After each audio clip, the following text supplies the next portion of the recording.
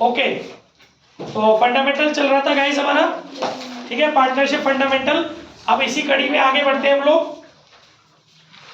हमने लास्ट बच्चों कहाँ तक एग्जाम्पल किया था? लास्ट एग्जाम्पल नंबर कौन सा था? शायद एग्जाम्पल 54 डीके का था लास्ट।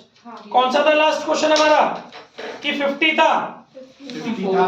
एग्जाम्पल 50 था डीके का लास्ट। 54 तो टीएस का था। बस बस बस बस,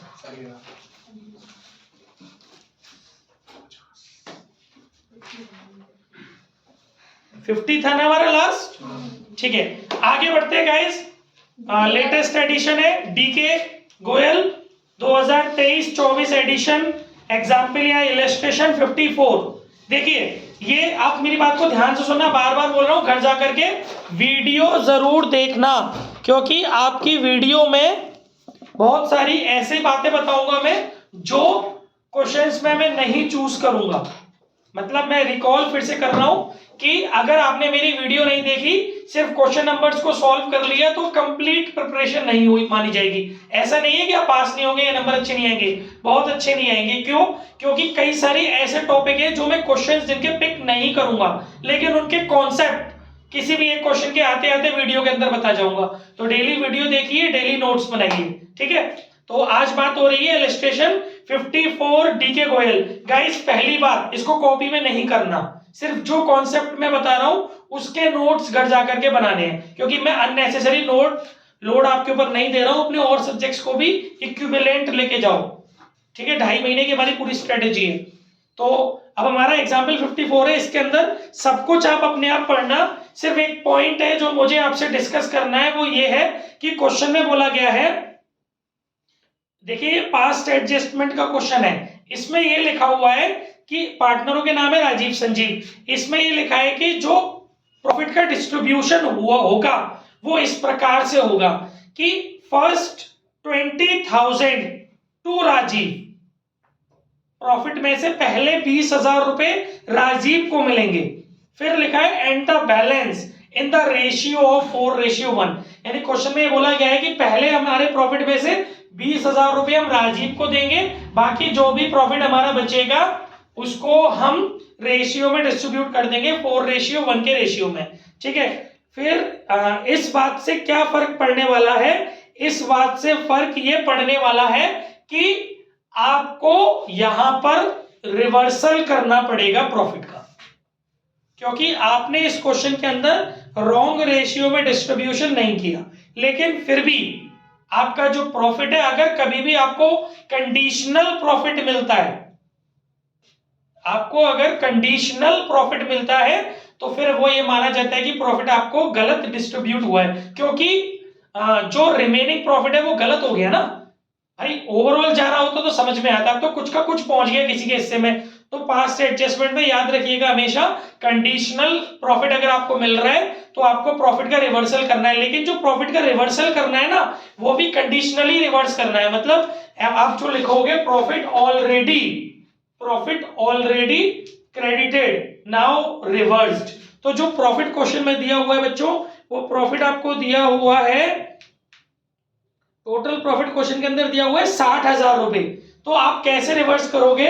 60,000 में से पहले राजीव को मिले 20,000, ठीक है, 20,000 रुपए किसको मिले? राजीव को। फिर बचा कितना? 40,000। उसको आप किस रेशियो में डिस्ट्रीब्यूट करने वाले हो? 4:1 में, 4/5 और 1/5, यानी 8,000 और 32,000।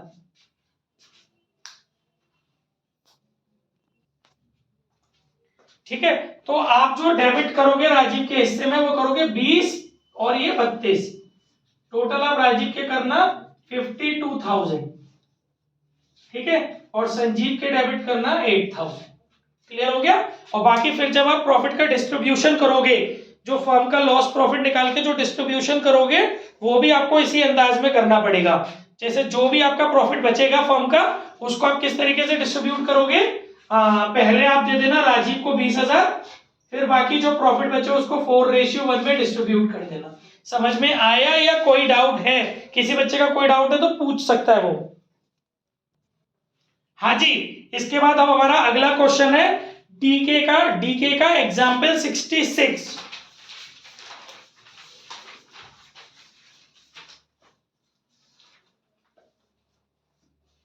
और प्यारे बच्चों, ये भी क्वेश्चन आपको सॉल्व नहीं करना, सॉल्व करना चाहो कर सकते हो, मतलब मेरी तरफ से जो सजेशन है वो सॉल्व नहीं करना। अगर आप मेरी सारी बातों को समझ रहे हैं तो, अगर मेरी आधी अधूरी बात मान रहे तो सॉल्व कर लेना, लेकिन शुरू से डे वन से मेरी सारी बातें क्रैश कोर्स के एंड तक आप समझेंगे तो सॉल्व करने की नीड नहीं है क्वेश्चंस को। जैसा मैं कह रहा हूं वैसा फॉलो कर रहे हो तो कोई नीड नहीं है सॉल्व करने की, लेकिन बाकी अपनी मर्जी कर रहे हो तो सॉल्व कर लेना।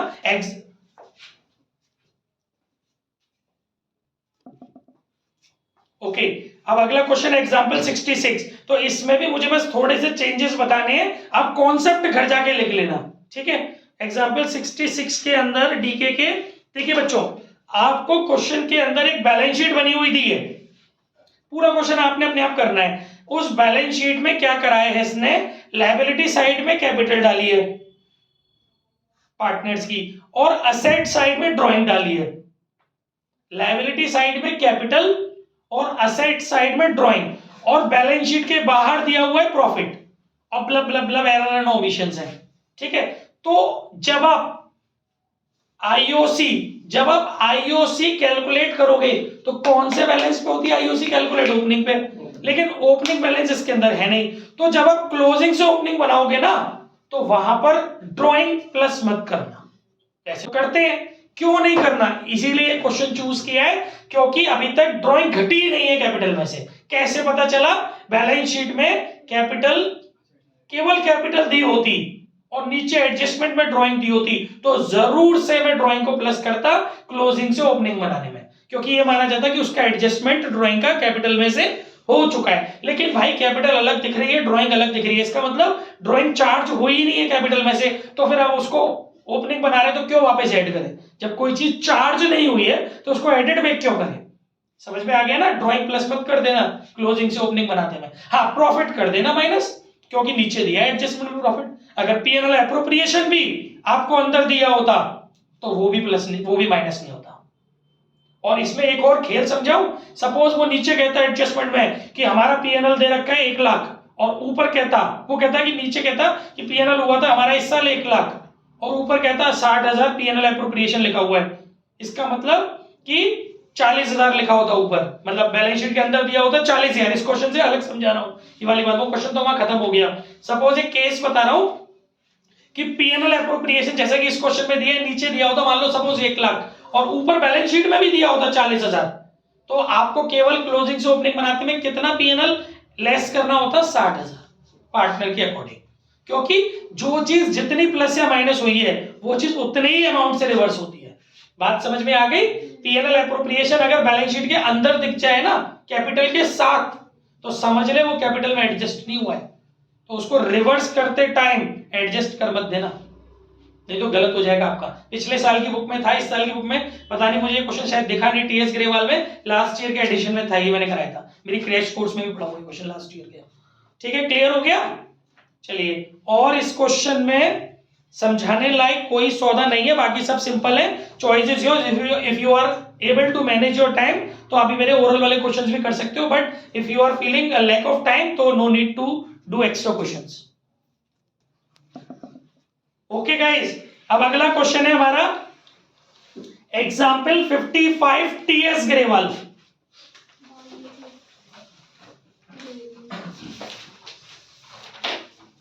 ये क्वेश्चन फुल है, मतलब आपको पूरा करना है। मैं यार कुछ जरूरत पड़ी तो कराऊंगा, थोड़ा बहुत समझा दूंगा, लेकिन आपको पूरा करना है क्वेश्चन, ठीक है। एग्जाम्पल 55 टीएस ग्रेवाल में क्या है बेटा, देखिए क्वेश्चन पढ़ता हूं मैं फटाफट से, सब लोग ध्यान से सुनेंगे। क्वेश्चन का PDF I will try to give in description, ठीक है।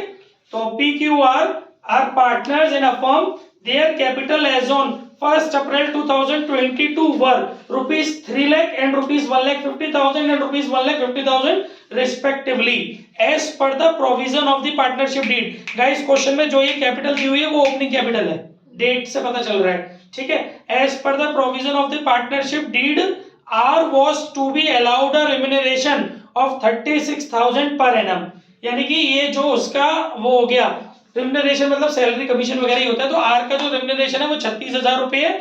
सेकंड कह रहा है इंटरेस्ट एट द रेट 5% पर annum was to be provided on capital, ठीक है। आईओसी ये हमारी डीडी के सब सेलेक्ट हुए हैं टर्म्स, ठीक है। और profit were to be distributed in the ratio of 2:1, ignoring the above term, इन सारी बातों को इग्नोर करते हुए net profit of ₹1,80,000 for the year ended 31 March 2023 was distributed among the 3 partners equally.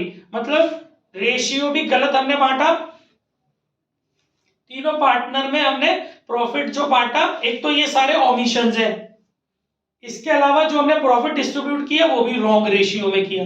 करना था 2:1 में, हमने तीनों में इक्वली डिस्ट्रीब्यूट किया, तो प्रॉफिट का भी रिवर्सल होना चाहिए। करना क्या है, पहले पूरा क्वेश्चन पढ़ लेते हैं।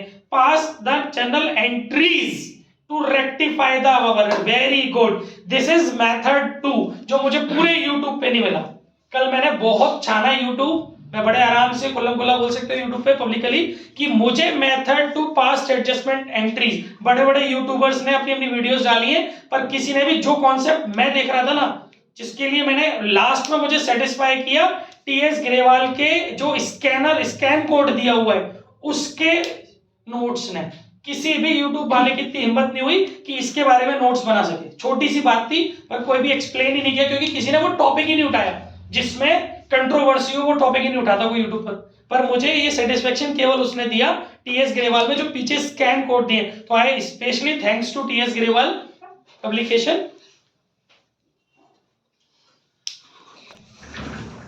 ओके गाइस, तो हम लोग जो बता रहे थे वो ध्यान से सुनते हैं।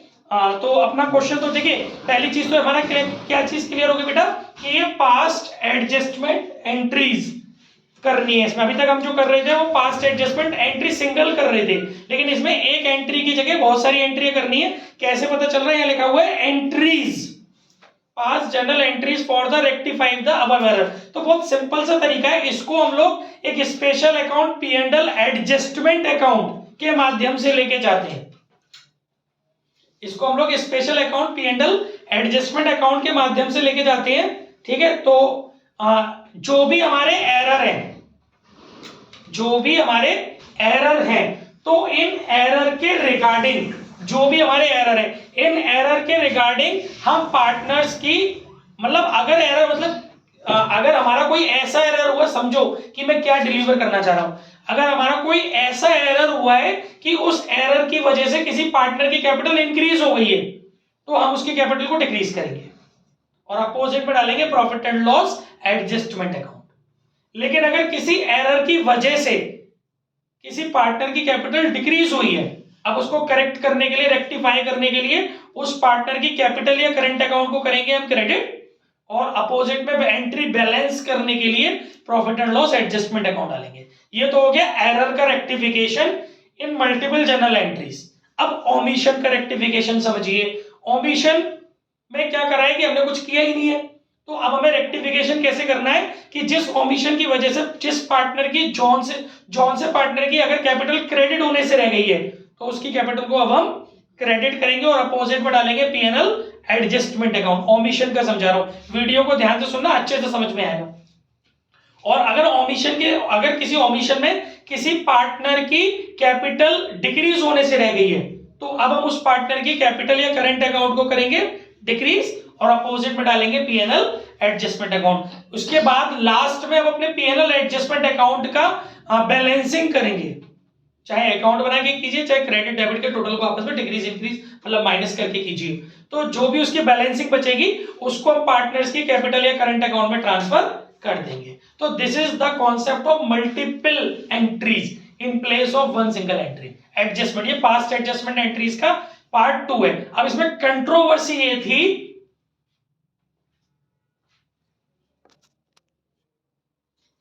अब इसके अंदर कंट्रोवर्सी ये थी कि डीके गोयल जी ये कहते हैं कि आप पास्ट एडजस्टमेंट एंट्रीज, मैं चैलेंज कर रहा हूं, सिंगल किसी यूट्यूबर ने इसमें वीडियो बनाई हो तो आप ढूंढिएगा, है ना, इसका शॉर्ट्स भी बनाने की कोशिश करेंगे। तो देखिए इसमें कंट्रोवर्सी सिर्फ इतनी सी है कि डीके गोयल भाई साहब का ये कहना है, सही होंगे वो अपनी जगह कहीं ना कहीं, डीके गोयल भाई साहब का ये कहना है कि पास्ट एडजस्टमेंट एंट्रीज का मेथड 2 जब हम फॉलो करते हैं तो वहां पर हमने जो प्रॉफिट दिया हुआ है उसको रिवर्स करना होता है। जो प्रॉफिट हम ऑलरेडी पार्टनर्स में डिस्ट्रीब्यूट कर चुके हैं उसको रिवर्स करना है। ऐसा सॉल्यूशन प्रोवाइड किया है डीके गोयल वालों ने, और टीएस ग्रेवाल वालों की बुक में जो सॉल्यूशन है उसमें उन्होंने ये सॉल्यूशन प्रोवाइड किया है कि उन्होंने भी प्रॉफिट रिवर्स किया है, लेकिन उनके क्वेश्चंस जो प्रोवाइड हुए हैं जिसके ऊपर यूट्यूबर्स ने वीडियो बनाई है वो ये बनाई है कि उन्होंने प्रॉफिट इसलिए रिवर्स किया क्योंकि वहां लिखा हुआ है क्वेश्चन में साफ साफ कि रॉन्ग रेशियो में डिस्ट्रीब्यूशन है, तो डेफिनेटली आपको एक एरर मान करके उसको रिवर्स करना है। लेकिन डीके गोयल वालों ने जो क्वेश्चन हमें प्रोवाइड किया है उसमें रेशियो रॉन्ग नहीं है, स्टिल उन्होंने अपना रिवर्सल डाला है प्रॉफिट का। फिर उसके बाद उनके जो बैक क्वेश्चंस है एक्सरसाइज में वहां भी उन्होंने इसी टाइप का एक और क्वेश्चन दिया है, वहां हिंट्स दिए उन्होंने क्वेश्चन सॉल्व करने में, वहां भी उन्होंने इसका रिवर्सल डाला है। और टीएस ग्रेवाल में दुर्भाग्य ये था कि इनके बैक एक्सरसाइज में ऐसा कोई क्वेश्चन नहीं था, एनसीईआरटी में ये कॉन्सेप्ट नहीं है, किसी और रेफरेंस बुक में ये कॉन्सेप्ट नहीं है, किसी और यूट्यूबर ने टीएस ग्रेवाल के उस क्वेश्चन के अलावा या डीके गोयल के उस क्वेश्चन के अलावा डीके गोयल का तो सॉल्यूशन ही नहीं डाला किसी यूट्यूबर ने, किसी टीएस ग्रेवाल का सॉल्यूशन और डाला, मतलब टीएस ग्रेवाल के उस एग्जाम्पल के अलावा किसी और ने मेथड 2 पर वीडियो नहीं बनाई, तो कैसे सेटिस्फेक्शन लाए। फिर मैंने लास्ट में टीएस ग्रेवाल में जो आपके चैप्टर के पीछे एक्सरसाइज के पीछे जो क्यूआर कोड दे रखे हैं एडिशनल क्वेश्चंस के लिए, उसको जब मैंने स्कैन करके ढंग से पढ़ा तो वहां क्लियर हुआ, उन्होंने हिंट दिए क्लियरली, एक क्वेश्चन उन्होंने वहां डाला है। मतलब आप देखिए कि मैं आपके लिए किस लेवल से मेहनत कर रहा हूं, मैं उनके स्कैनर्स और एग्जाम्पलर्स भी पढ़ रहा हूं, अभी एनसीईआरटी के एग्जाम्पलर्स भी पढ़ूंगा, तो वहां से क्लियर हुआ, वहां उन्होंने बिल्कुल क्लियर बोला है कि प्रॉफिट का रिवर्सल नहीं करना है, तो तब जाकर के सेटिस्फेक्शन हुआ, जिसके बारे में कहीं कोई नोट नहीं है, किसी महाशय ने इसके ऊपर वीडियो नहीं बनाई है। ठीक है, तो ये थोड़ा सा विवादित था मामला, आगे बढ़ते हैं क्योंकि हमें तो सॉल्यूशन चाहिए जब कोई चीज उठाई आप। चलिए भाई, तो अपना ये वाला क्वेश्चन है, फटाफट गाइस इसमें क्या क्या करना चाहिए 2 मिनट के अंदर खत्म करेंगे चीजों को। देखिए इसमें अब हमें करना क्या है बेटा, अब इसमें जैसे कि इसमें एक तो देखो प्रॉफिट का रिवर्सल करना पड़ेगा, क्यों करना पड़ेगा, क्योंकि रॉन्ग डिस्ट्रीब्यूशन इक्वली डिस्ट्रीब्यूट कर दिया है, तो प्रॉफिट के रिवर्सल देखिए, प्रॉफिट की वजह से कैपिटल गलत क्रेडिट हो गई ना, और मैंने अभी क्या बताया था एरर में, गलत क्रेडिट हो गई तो उसकी कैपिटल को करो डेबिट, तो तीनों पार्टनरों की कैपिटल कर देंगे डेबिट और अपोजिट में डालेंगे P&L एडजस्टमेंट, चेक कर सकते हैं आप, पीछे एंट्री वही लिखा हुआ है। ठीक है, इसके बाद इक्वली करना है। ठीक है, इसके बाद आप क्या करेंगे, जो जो आपने ओमिशन मारे हैं, जैसे आर को रेम्यूनरेशन देना था, देना भूल गए, तो उसकी कैपिटल क्रेडिट करेंगे, P&L एडजस्टमेंट डेबिट करेंगे। इसके बाद आपका और क्या था, इंटरेस्ट जो थी तीनों पार्टनर को प्रोवाइड करना भूल गए, तो तीनों पार्टनर की कैपिटल करेंगे क्रेडिट, और इसमें डबल एंट्री करने की नीड नहीं है, डायरेक्टली एक ही एंट्री करिए। ठीक है, डीके गोयल में इसकी भी 2 एंट्री है, आप एक कीजिएगा। ठीक है, तो आप इसमें क्या करेंगे, तीनों पार्टनर्स की कैपिटल करेंगे क्रेडिट और P&L एडजस्टमेंट करेंगे डेबिट, क्योंकि डायरेक्ट आपको कंक्लूडिंग एंट्री करनी है। इसके बाद और क्या रहता है भाई, प्रॉफिट, बस इसके बाद आपका प्रॉफिट रह गया ना, तो प्रॉफिट निकालने के लिए आप कौन सा प्रॉफिट डिस्ट्रीब्यूट करेंगे, P&L एडजस्टमेंट की बैलेंसिंग करेंगे, P&L एप्रोप्रिएशन नहीं, P&L एडजस्टमेंट, डीके गोयल में P&L एप्रोप्रिएशन है, आपको P&L एडजस्टमेंट बनाना है। ठीक है, P&L एडजस्टमेंट की बैलेंसिंग करेंगे, और उसके बाद जो उसका बैलेंस आएगा, अगर प्रॉफिट है तो पार्टनर्स की कैपिटल या करंट क्रेडिट, इसमें कैपिटल क्रेडिट हो जाएगी और जो P&L एडजस्टमेंट है वो डेबिट हो जाएगा, और लॉस है तो पार्टनर्स की कैपिटल डेबिट हो जाएगी, P&L एडजस्टमेंट क्रेडिट हो जाएगा। और इस क्वेश्चन में आपको प्रॉफिट हो रहा है तो पार्टनर्स की कैपिटल तीनों की क्रेडिट करनी है और P&L एडजस्टमेंट डेबिट करना है। इसको ध्यान से सुनोगे वीडियो को तो क्वेश्चंस कर भी पाओगे आराम से, क्योंकि मैंने एक एक स्टेप ओपन करके बताई है, और रेशियो जो रहेगा वो 2:1 रहेगा। आई होप घर से कर लोगे, कोई डाउट? ठीक है देखिए अगला एग्जाम्पल है, example 57 TS Grewal,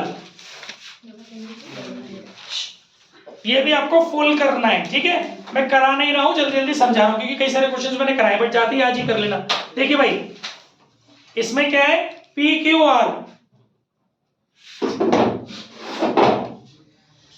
PQR were partner in a firm sharing profits in the ratio 5:3।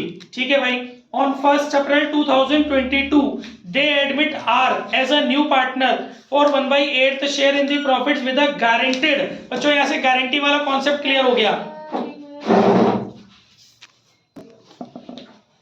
Okay guys, ठीक है, विश्वास आ गया होगा। चलिए आगे बढ़ते हैं।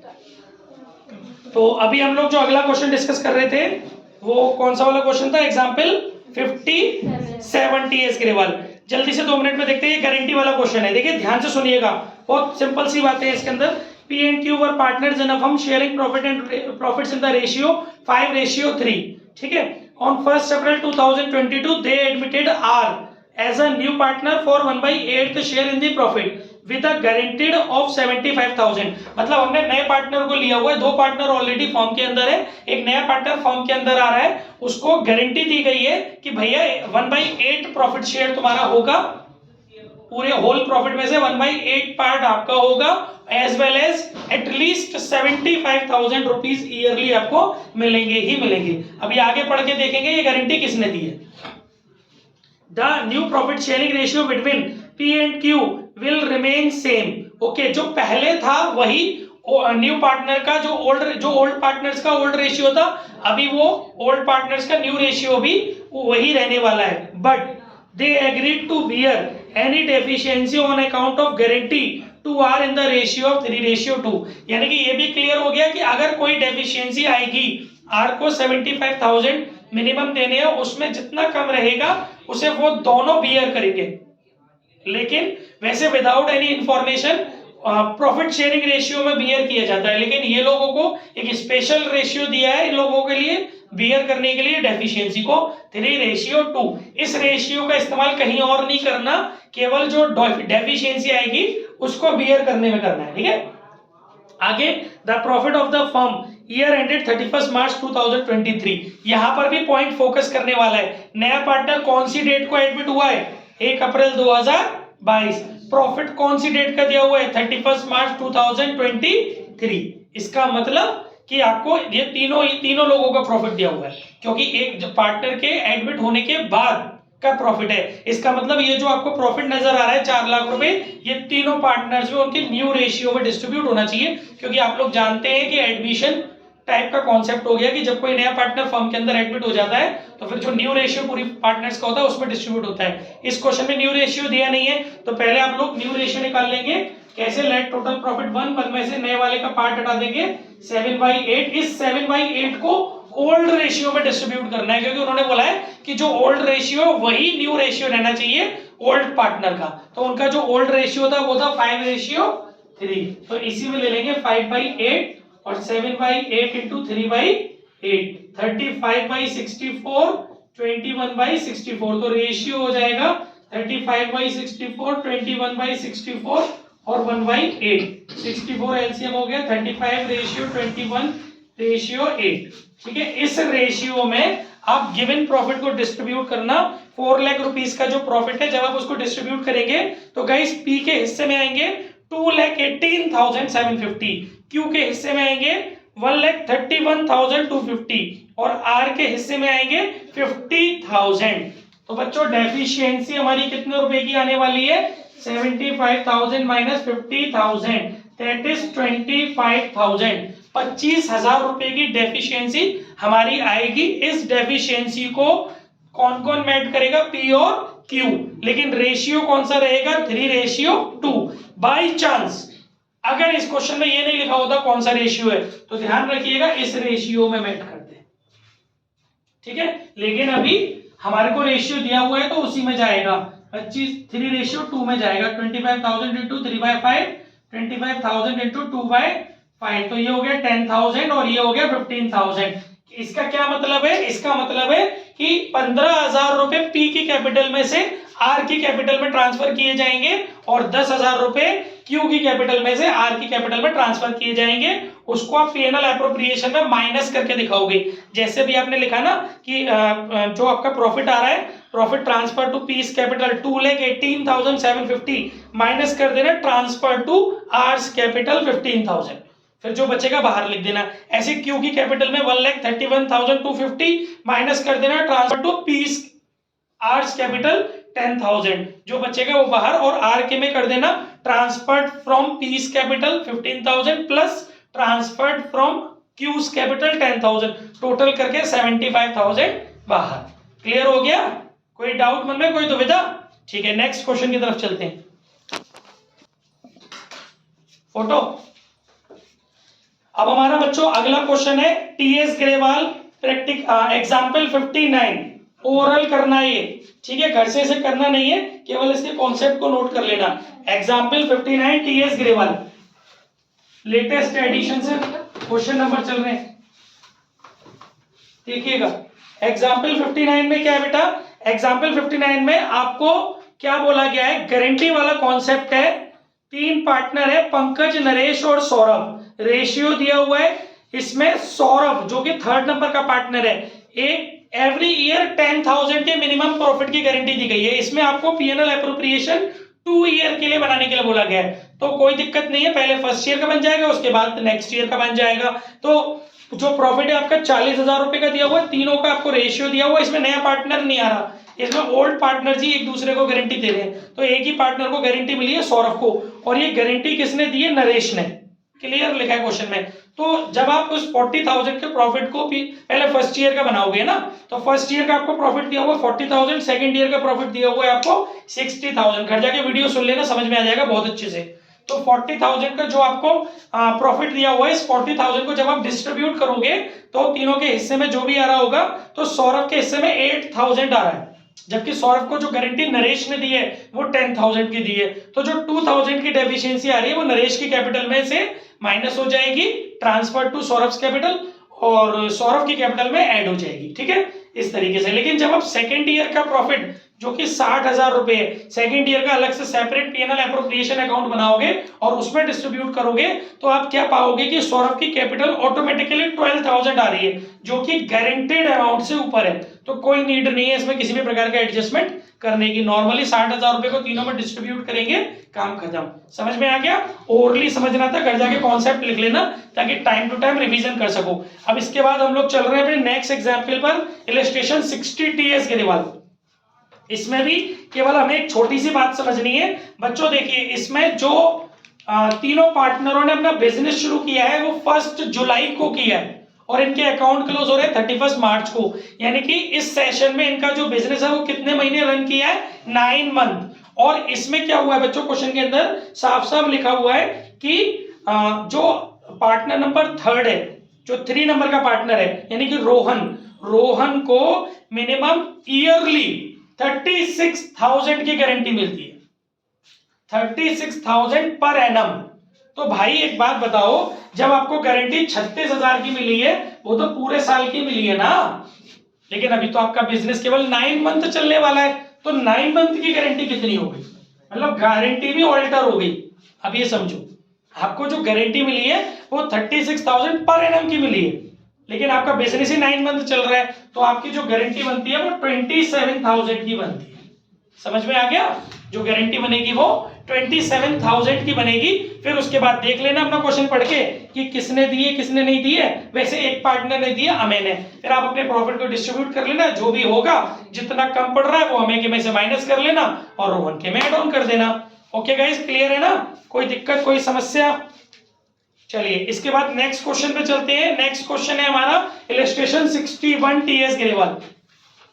ठीक है, अभी तो आपने बोला 60 था और आपने 60। चलिए अब 60, ये 60 था, ये जो प्रीवियस क्वेश्चन हमने कराया है ये इलस्ट्रेशन 61 था। हाँ। अब 60 पढ़ लेते हैं, कोई फर्क नहीं पड़ रहा। देखिए, इसको भी आपको ओरली समझना है, कॉन्सेप्ट घर जाकर के लिखना है, क्योंकि अपने ज्यादा क्वेश्चन पे टाइम वेस्ट नहीं करना, और भी टाइम को अपना सब जगह इक्वली डिस्ट्रीब्यूट करना, सारे सब्जेक्ट्स को बराबर वैल्यू देना।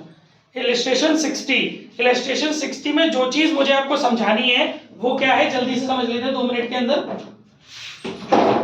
इसमें बोल रहा है बेटा कि एक तो ये लिखा हुआ है, वैसे बहुत बच्चों वाली बात है, फिर भी जो दिव्या की सैलरी मिल रही है वो 6,000 रुपए पर क्वार्टर मिल रही है।